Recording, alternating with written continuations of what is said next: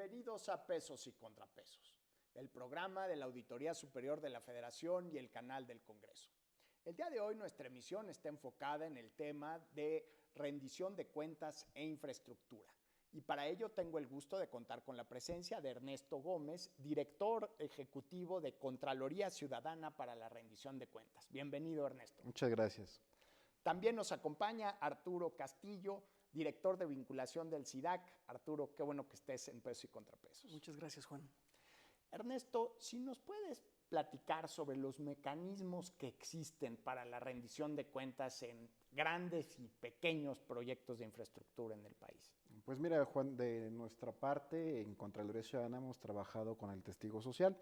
Es un mecanismo de participación ciudadana mediante el cual organizaciones como la mía y otras tantas a nivel nacional, y así como personas en lo individual, pueden involucrarse en el proceso licitatorio, específicamente desde que se lanza una convocatoria hasta que se firma un contrato. Durante todo ese periodo, el testigo social está al pendiente de los diferentes actos públicos que se van realizando y asimismo puede realizar observaciones, comentarios y proponer cambios al proceso en lo que se viene realizando. Entonces, quizá el testigo social es uno de los mecanismos más fuertes que tenemos en las leyes de obras públicas, principalmente en el nivel federal y en algunas otras entidades. Lo que sí es de llamar la atención, por supuesto, es que todas las fases previas y todas las fases después del contrato no cuentan con un mecanismo con esta misma rigidez y con esta misma posibilidad de intervención. O sea, solo ven una parte del solamente partido, vemos digamos. una parte muy limitada del proceso como todo de la infraestructura que sería. ¿Y qué pasa si un testigo social dice, oye, esta licitación estuvo mal armada, no hay suficiente competencia? ¿Qué reacción tiene la autoridad ante una posición así del testigo social? Es muy importante que el testigo social es en sí mismo un elemento que rinde cuentas ante la ciudadanía, porque al final de su participación tendrá que emitir un testimonio donde dé cuenta a la ciudadanía sobre cuál fue su intervención, qué tipo de propuestas, qué tipo de sugerencias realizó. Entonces, estamos trabajando pues este elemento de la información y de la justificación durante la participación de este representante ciudadano. En el caso que comentas, si el testigo social encuentra que existe alguna cosa desapegada de la legalidad o que pudiera mejorar en condiciones de competencia económica, por ejemplo, sí es muy importante que se hagan llegar estas observaciones por escrito a la autoridad de manera que se pueda obtener una respuesta. Lo que sí funciona muchas de las ocasiones es que este proceso de diálogo y de ajuste sucede entre los mismos actores en el proceso y se solventa durante el mismo proceso, de tal manera que al finalizar pues solamente retomaremos el comentario y cómo se está solucionando. Arturo, el testigo social es una figura para la rendición de cuentas de infraestructura, pero ¿qué otras herramientas hay de fiscalización, de supervisión de estos proyectos de obra pública? Claro, yo creo que el mecanismo por excelencia para supervisar el manejo de recursos en infraestructura es transparencia y acceso a la información. Los mecanismos que prevé la Ley General de Transparencia y Acceso a la Información son los fundamentales. Solicitar la información a la autoridad para ver cómo se hizo la licitación, ver el procedimiento, ver cómo se están afectando los recursos, en qué condiciones se están manejando. Yo creo que ese es el mecanismo fundamental. Ahora, creo que es importante para que esta rendición de cuentas tenga un efecto real, es que efectivamente tenga consecuencias. En el caso de que la ciudadanía identifique algo que está mal, ya sea una licitación simulada o una adjudicación directa que por su monto tuvo que haber sido una invitación restringida o como lo queramos ver, ¿no? Tiene que tener consecuencias. Y para esto lo que necesitamos es una ley de responsabilidad de servidores públicos y órganos que apliquen esa ley que efectivamente funcionen.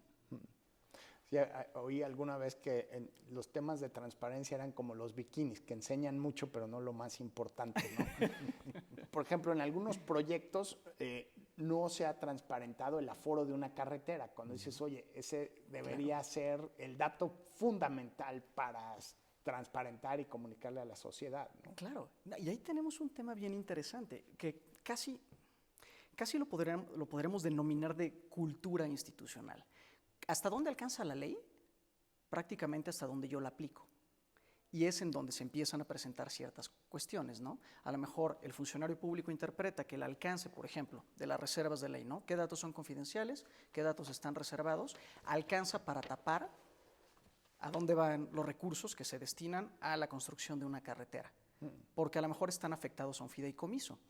Y dices, bueno, no, pues la Ley General de Transparencia te dice que incluso si están afectados a fideicomisos, deberían ser datos públicos. Ahí para que el ciudadano lo gane, se tiene que ir primero al INAI, luego al amparo, terminar prácticamente en la Corte para que la Corte le dé entrada. Y termina siendo una discusión sobre cuál es la interpretación correcta de la ley o cómo el funcionario público quiere aplicarla. Ernesto, ¿la figura de testigo social tiene suficiente respaldo legal o habría que modificar la ley para darle más facultades de fiscalización y rendición de cuentas? Como se encuentra actualmente, creo que es un mecanismo bastante avanzado en comparación con otros de participación ciudadana. ¿Por qué? Porque establece claramente en dónde está el testigo social, qué clase de funciones tiene y qué productos espera de su participación. Es difícil encontrar en otros mecanismos de participación ciudadana esa precisión sobre para qué voy a ir o de qué se va a tratar mi participación en este espacio, ¿no? Sin embargo, es muy acotado todavía el espacio donde puede fungir el testigo social. Quizá muchos han planteado que se puede ir más allá de la firma del contrato, otros tantos han pensado que antes en el proceso de planeación también podría haber más participación del testigo social. Un ejemplo que es claro a seguir es el de la Ley de Asociaciones Público-Privadas, donde ya se contempla que el testigo social pueda participar incluso desde que se prepara el proyecto. Entonces, ¿qué es una asociación público-privada, si nos puedes platicar? Sería donde... Las APPs. Exactamente, ¿no? Las APPs, donde se generan estos proyectos de inversión, donde participará el sector público por un lado y el sector privado por otro para lograr esta construcción de estas obras de infraestructura, por ejemplo, una presa, ¿no? Donde aquí los proyectos no son determinados exclusivamente por el gobierno, sino que precisamente por su naturaleza van a irse construyendo y entonces el testigo social va a estar al pendiente también de este proceso de construcción para garantizar que sea completamente apegado a derecho y a los demás principios constitucionales para la infraestructura, ¿no? Entonces, tiene estas ventajas. Y el problema sería poder llevar el testigo social, por ejemplo, a las contrataciones estatales, ¿no? Que es donde definitivamente, a excepción de Nuevo León, Guanajuato y el Estado de México, es donde tenemos testigo social. En las contrataciones públicas estatales no tenemos todavía testigo social y pues por extensión mucho menos en el nivel municipal, ¿no? Entonces pues sigue siendo un gran reto para llevar hacia allá ese tipo de figuras. Muy bien, estamos en Pesos y Contrapesos hablando sobre infraestructura y rendición de cuentas. Vamos a una brevísima pausa y volvemos.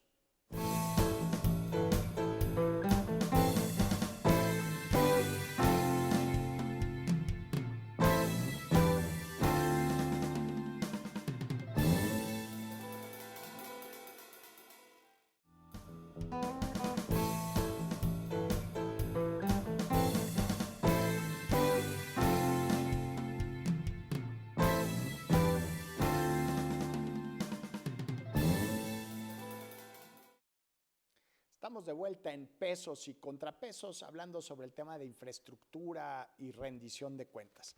Ernesto, tenemos dentro de las herramientas legales para la fiscalización, pues muchos instrumentos para prevenir el mal uso de recursos públicos, el testigo social, la fiscalización externa, la transparencia, y aún así hay enorme desconfianza de los ciudadanos sobre los resultados de estos procesos. ¿Cómo podríamos ayudar a abonar o empezar a forjar y construir la confianza ciudadana? Me parece que es un tema de mucho involucramiento de la ciudadanía para ir haciéndolo. Hay en el Distrito Federal, bueno, en la Ciudad de México, una figura que se llama Contralor Ciudadano, que tiene esta virtud de incorporarse en los procesos de contrataciones públicas dentro de los paneles decisorios de estos comités de adquisiciones o de obras públicas.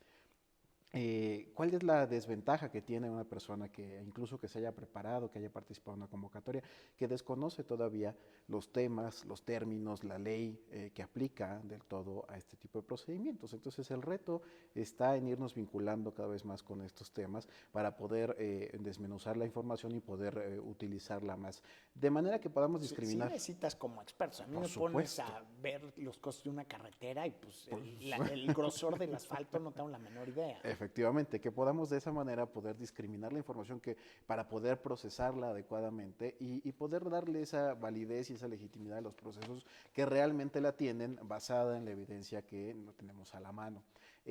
Porque si no pasa todo el asunto de percepción de corrupción, ¿no? Donde todo el mundo piensa que una cierta área, y eso le pasa a contrataciones públicas, toda el área es corrupta, toda el área está mal, y en realidad pues eso más bien favorece el desempeño de otros actores que podrían tener intereses en que así se mantenga y que tenga esa percepción inadecuada, mientras que ellos siguen obrando de la misma manera que lo han venido haciendo, ¿no? Otro proceso elemental es revisar la planeación de infraestructura, que eso se vuelva verdaderamente abierto, que eso se vuelva verdaderamente al alcance y que haya mucha más participación de expertos, de organizaciones que tengan cabida en la determinación de por qué se hará una obra de infraestructura. Ya llegar al punto de a quién se le va a otorgar el contrato es llegar muy tarde a la discusión y pues obviamente que la legitimidad de la obra no está dada solamente en el proceso de designación del contrato, está dada en la utilidad social que tendrá esa infraestructura. Entonces, pues son esas cuestiones las que podríamos ir hilando. Arturo, ¿tenemos el marco legal adecuado? Ya hablamos de transparencia, de testigo social, para garantizar la rendición de cuentas de los proyectos de infraestructura. Para garantizar la rendición de cuentas de los proyectos de infraestructura. Es una pregunta interesante. Depende hasta dónde queramos llevar la rendición de cuentas, ¿sí? Platicábamos hace rato que está por un lado el tema de la transparencia y el acceso a la información. Tenemos un marco legal razonable, un marco legal que de hecho abre prácticamente toda la información. Hasta, por ejemplo, que se haga la licitación. Durante el proceso no se puede porque estás justamente todavía en el trámite de tomar la decisión, pero ese es un gran punto. La pregunta sigue siendo, bueno, ¿cómo lo aplican los funcionarios públicos y cómo lo aplican las instituciones? Si yo como ciudadano necesito irme ante un tribunal para poder exigir que la institución fulana o sutana me da la información que estoy requiriendo, que según ley es pública, ahí ya se fregó la cosa. Ahí ya se fregó el tema de rendición frente a la ciudadanía. Tienes por otra parte también el tema de la rendición de cuentas interna o institucionalizada, un poco lo que tú comentabas, ¿no? La rendición de cuentas a través de auditorías externas. ¿Qué pasa si este proceso de auditoría no es completa y absolutamente transparente? Esto va a tener un efecto directo sobre la percepción de la ciudadanía. La falta de transparencia genera desconfianza. O sea, creo que eso es algo fundamental. Ernesto, a veces estas figuras de contralor social esperarían que el ciudadano, pues, tenemos familia, tenemos trabajo, tenemos que cumplir responsabilidades y además vamos a dejar tiempo libre para averiguar la complejidad de cómo se elaboró la línea 12 del metro de la Ciudad de México. ¿Es realista esta figura? ¿Qué se necesita para efectivamente fortalecer la participación ciudadana, pero no inflar estos mecanismos que en los hechos probablemente no están dando los resultados que prometen, ¿no? Así es, el ciudadano total, decía la teoría, pues no hay tiempo para eso. Pero sí es importante que estos mecanismos tengan la participación de expertos, que tengan la participación de gente que conozca y que en esa medida pueda involucrarse. ¿Cuál es entonces la idea detrás? Pues que podamos echar mano de personas que ya tienen esa experiencia acumulada y que el testigo social lo hace, por ejemplo, reclutando a personas que han estado en el servicio público, que se han retirado, ¿no? Y que ahora están fungiendo como testigos sociales. Y pues en contraparte otros mecanismos no lo logran así porque no tienen a estos expertos. Hay que tener, por supuesto, una expectativa muy real de lo que puede lograrse. Ahora mismo mencionaban la auditoría. ¿Cuántas auditorías se pueden realizar ante un universo enorme de procesos de contratación? ¿Cuántos testigos sociales pueden estar realmente incorporándose? El testigo social se incorpora en los más relevantes o en los más voluminosos en cuanto a inversión, y no necesariamente en todos. Ahí me parece que está faltando un actor en la ecuación. El sector privado también parece no estar figurando, ¿no? Parece que todo recae en el control que podemos hacer los ciudadanos o en el control que corresponde hacer a los gobiernos. ¿Y dónde están entonces las prácticas de autorregulación o de mejora anticorrupción que podrían desarrollar el propio sector privado, ¿no? Que a quien también le podría beneficiar, por supuesto, tener sistemas que rindan cuentas y que sean mucho más menos proclives a la corrupción. El riesgo es que si hay un concurso para la asignación de obra y un privado se queja o eleva la queja a un nivel formal, pues la posible sanción informal es que no vuelves a participar en un concurso de obra pública, ¿no? Posiblemente. Los costos que... Ese es el problema finalmente con la vigilancia de los recursos y la vigilancia del sector público. Que sale re caro ser valiente. Que sale muy caro ser valiente. Y eso es terrible. Sería una pregunta interesante analizar cómo podemos diseñar una institución en donde este tipo de consecuencias no se presenten. El problema es que el diseño que tenemos ahorita hace que ese tipo de decisiones sean discrecionales, ¿no? O sea, si yo soy un funcionario público encargado de tomar una decisión en una invitación restringida, en una licitación, en realidad no puedo discriminar a cualquiera de los participantes por razones personales. Tiene que haber un dictamen técnico detrás. Sí, no. Pero ¿qué tal si yo, a título personal, decido que fulano de tal me cae mal porque me acusó en mi licitación pasada o me la hizo cansada y decido hacer un dictamen técnico poco favorable? ¿Qué va a implicar? Que este particular tenga que iniciar un procedimiento de revisión, que sea de nuevo un proceso muy largo, y eso termina siendo sumamente costoso para la rendición de cuentas. Muy bien, estamos en Pesos y Contrapesos hablando sobre infraestructura y rendición de cuentas.